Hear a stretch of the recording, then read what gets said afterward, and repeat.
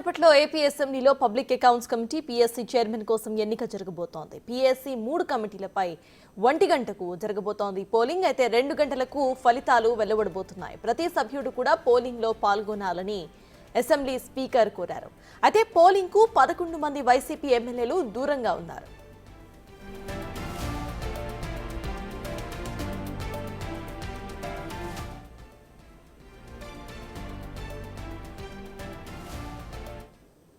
అనుకున్నట్లుగానే జనసేన పార్టీకి ఆ పదవి దక్కే అవకాశం ఉందంటున్నారు. పబ్లిక్ అకౌంట్స్ కమిటీ చైర్మన్ గా భీమవరం జనసేన పార్టీ ఎమ్మెల్యే పులివర్తి రామాంజనేయులు ఎన్నిక దాదాపు ఖాయమైనట్టుగా తెలుస్తోంది.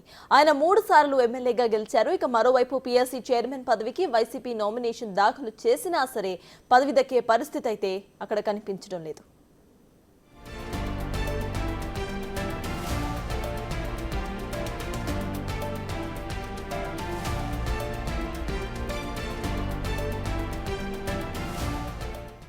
ఇక ఏపీ అసెంబ్లీలో public accounts committee PSC chairman కోసం ఎన్నిక పోలింగ్ అయితే ప్రారంభమైంది. ప్రెజెంట్ దీనికి సంబంధించిన అప్డేట్స్ ను మా ప్రతినిధి శివ అమరావతి నుండి అందించడానికి సిద్ధంగా ఉన్నారు. శివ, చెప్పండి, ప్రెజెంట్ అక్కడ అప్డేట్స్ ఏంటి? వైసీపీకి సంబంధించిన 11 నేతలు అసలు హాజరయ్యారా, లేకపోతే వాళ్ళు బాయ్కాట్ చేస్తున్నారా? అప్డేట్స్ ఏంటి?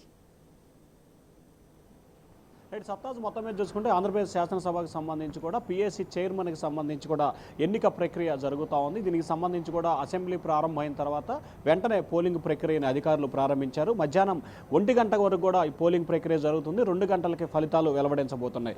శాసనసభకు సంబంధించి కూడా ఏదైతే పద్దుల కమిటీకి సంబంధించి, అలాగే పీఎస్సీకి సంబంధించి, అండర్ కౌంట్కి సంబంధించి 3 వాటికి సంబంధించి కూడా ఎన్నికల ప్రక్రియ జరగబోతూ ఉంది. శాసనసభ నుంచి 9 స్థానాలు, శాసన మండలి నుంచి 3, మొత్తం 12 స్థానాలకు సంబంధించి కూడా ఈ ఎన్నిక జరుగుతుంది. దీంట్లో పీఎస్సీ చైర్మన్కి సంబంధించి శాసనసభ నుంచి మాత్రమే ఇవ్వబోతున్నారు. దీనికి సంబంధించి కూడా కూటమి నుంచి జనసేన భీమవరం ఎమ్మెల్యే రామాంజనేయులు నామినేషన్ దాఖలు చేశారు. ఆయన ఎన్నిక దాదాపుగా లాంఛనం కాబోతుంది. వైఎస్ఆర్సీపీ నుంచి పెద్దిరెడ్డి రామచంద్రారెడ్డి నామినేషన్ దాఖలు చేయడం జరిగింది. అయితే దీనికి సంబంధించి కూడా ఒక్కొక్క సభ్యుడు ఎన్నిక గెలుపొందాలంటే 18 మంది శాసనసభ్యుల బలం ఉండాలి, వారి మద్దతు ఉండాలి, వారి ఎన్నికల్లో ఓట్లు వేయాల్సిన పరిస్థితి కనిపించింది. ఈ నేపథ్యంలో వైఎస్ఆర్సీపీకి 11 మంది శాసనసభ్యులు ఉండటంతో కూడా పెద్దిరెడ్డి రామచంద్రారెడ్డి ఓటమి దాదాపుగా అధికారంగా ప్రకటించాల్సిన పరిస్థితి ఉంది. కానీ దాదాపుగా ఆయన ఓటమి చెందినట్లే.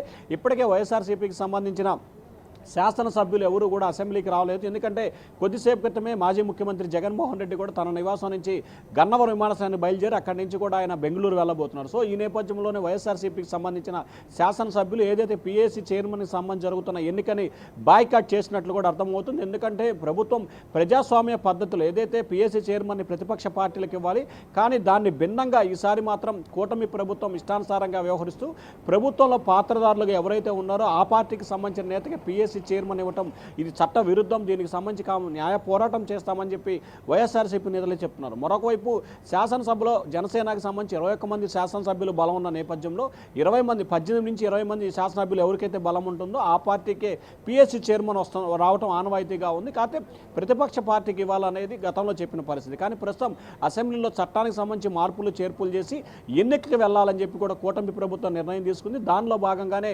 కూటమి ప్రభుత్వం ఎన్నిక ప్రక్రియ శ్రీకారం చుట్టింది. కొద్దిసేపు క్రితమే ఎన్నికలు అయితే ప్రారంభమైనాయి. మధ్యాహ్నం 1 గంట వరకు ఎన్నికలు జరుగుతాయి. 2 గంటలకి అధికారికంగా ప్రకటన చేయబోతున్నారు. సో దాదాపుగా చూసుకుంటే పీఎస్సీకి సంబంధించి కానీ, మిగిలిన పద్దుల కమిటీకి సంబంధించి కానీ, అండర్ కౌంట్ అకౌంట్స్కి సంబంధించి కానీ 9 స్థానాలకు సంబంధించి అసెంబ్లీ 3 స్థానాలకు సంబంధించి శాసన మండలిలో ఉన్నాయి. కాబట్టి దాదాపుగా 3 స్థానాలు శాసన మండలికి సంబంధించి వచ్చే వాటికి సంబంధించి వైఎస్ఆర్సీపీ గెలుపొందే అవకాశం కనిపిస్తుంది. ఎందుకంటే శాసన మండలి వైసీపీకి సంబంధించి దాదాపుగా 37 మందితో కూడుకున్న బలం ఉంది. కాబట్టి ఈ నేపథ్యంలో 3 స్థానాలని వైఎస్ఆర్సీపీ కైవసం చేసుకునే అవకాశం, అంటే సభ్యులను మాత్రమే వైఎస్ఆర్సీపీ కైవసం చేసుకుంటుంది. చైర్మన్ పదవులకు సంబంధించి కూడా 3 చైర్మన్ పదవులు కూడా కూటమి ప్రభుత్వానికి వచ్చే అవకాశాలు మెండుగా కనిపిస్తున్నాయి. ఇంకా అధికారికంగా ప్రకటనే తరువాయి అన్నట్టుగా ఎన్నికల ప్రక్రియ అయితే కొనసాగుతా ఉంది. సత్తాజ్, అదే శివ, ఇటు చూస్తే కంప్లీట్ గా వైసీపీ అటు బాయ్కాట్ చేసింది కాబట్టి జనసేన పార్టీకి ఇటు తథ్యంగా కనిపిస్తోంది విజయం. అయితే వైసీపీ మళ్ళీ ఏమైనా చెప్పే అవకాశం ఉందనుకోవచ్చా? నార్మల్ గా రాజ్యాంగబద్ధంగా ఇటు పాలన చేయడం లేదు, కావాలనే ఆపోజిషన్ పార్టీకి ఇవ్వాల్సిన పదవి ఇవ్వలేదు అని వీళ్ళు ఏమైనా వ్యాఖ్యానించే అవకాశం ఉందనుకోవచ్చా? అంటే ఇప్పటికే వాళ్ళు రాజకీయపరమైన విమర్శలు అయితే చేస్తూ ఉన్నారు. ఇప్పటికే ఆ పార్టీ నేతలకు సంబంధించి కూడా ఖచ్చితంగా కూటమి ప్రభుత్వం ప్రజాస్వామ్యాన్ని కూనీ చేసిందని చెప్పి కూడా వారు ఆల్రెడీ నిన్నటి నుంచే మాట్లాడడం ప్రక్రియ జరిగింది. ఎప్పుడైతే ప్రతిపక్ష పార్టీకి ఇవ్వాల్సిన హక్కు ఉంది, కానీ 18 మంది బలం ఉండాలనేది రాజ్యాంగ నిబంధన ఉంది. ఏ రకంగా అయితే ప్రతిపక్ష పార్టీకి పిఎస్సి చైర్మన్ ఇవ్వాలో రాజ్యాంగ నిబంధన ఉందో, అదే రకంగా 18 మందితో కూడుకున్న సభ్యులు అంటే మెజార్టీ బేస్ చేసుకొని, సంఖ్యాబలాన్ని బేస్ చేసుకొని ఇవ్వాలనేది రాజ్యాంగ నిబంధన ఉన్నది కూటమి చెప్తుంది. కానీ సో ఈ నేపథ్యంలోనే ఖచ్చితంగా కూటమిపై విమర్శల వర్షాన్ని అయితే వైఎస్ఆర్సీపీ చేసే అవకాశాలు స్పష్టంగా కనిపిస్తున్నాయి.